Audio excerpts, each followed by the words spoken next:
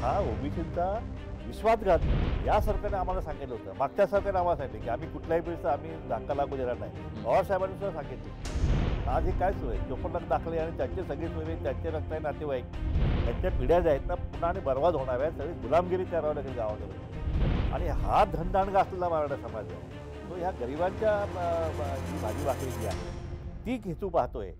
सरकारकडून आम्हाला आश्वासन मिळालं होतं, लेखी आश्वासन, की आम्ही कुठल्याही परिस्थितीत ओबीसी आरक्षणाला धक्का लावणार नाही. उद्धव ठाकरे साहेब म्हणाले धक्का लागला. आता हे 54 लाख कुणबी दाखले आणि त्यांचे सगळे सोयरे सगळे दाखले दिल्यानंतर नक्कीच धक्का हा लागणारच ना. आता तुम्ही हा विश्वासघात हा ओबीसीचा विश्वासघात केला विश्वास ह्या सरकारकडून या सरकारने आम्हाला सांगितलं होतं. मागच्या सरकारने आम्हाला सांगितलं की आम्ही कुठल्याही परिस्थितीत आम्ही धक्का लागू देणार नाही. पवार साहेबांनी सुद्धा सांगितलं. अजित पवार म्हणतायत, सगळ्या पक्षाचे सगळे नेते म्हणतायत की ओबीसीला धक्का लागला नाही पाहिजे.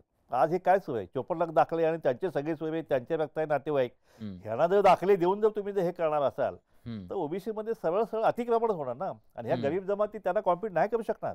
पण सगळंच आरक्षण जे हस्तगत होणार आहे. ह्या सगळ्या जमाती आहे ह्यांच्या पिढ्या ज्या आहेत ना पुन्हा आणि बरबाद होणार आहेत. सगळी गुलामगिरी करावं लागेल गावामध्ये.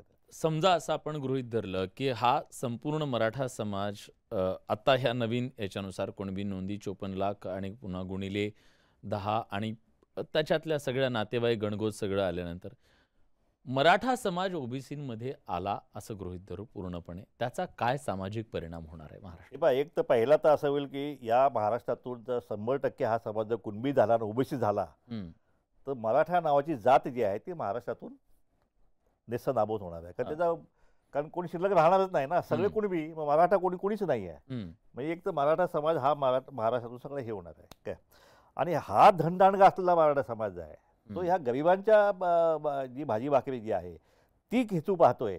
असं मराठा समाजाला आज आरक्षण आहे का हा माझा प्रश्न आहे. मूळ प्रश्न मराठा समाजाला तर घटनात्मक आहे का आहे. ते कुठलं आहे तर त्यांना ईडब्ल्यूएस आरक्षण जे आहे या गरिबांसाठी गरीब मराठ्यांसाठी उच्च वर्णितले जे आहे त्यांच्यासाठीच हे आरक्षण दिलेलं आहे. आणि घटनादुरुस्त करून दिलेलं आहे ना. असं नाही दिलेलं आहे की आरक्षण 8.5% त्यांनी घेतलं 10% पैकी. आता ते म्हणतात की ते आरक्षण गेलं तरी चाललं आमचं पण आम्हाला ओबीसीतलंच पाहिजे.